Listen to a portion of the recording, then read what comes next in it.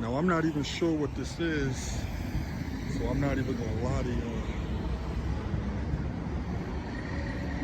But it is interesting.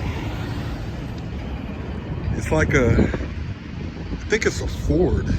It's got Ford wheels on it, but somebody turned it into an airplane or something.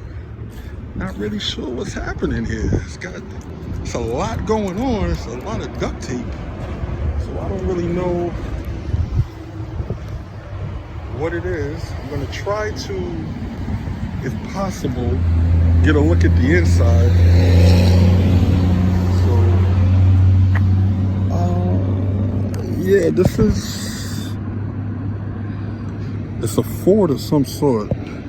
Please don't ask me what it is, but this is what it is. This thing can absolutely not be street legal. So, I don't know.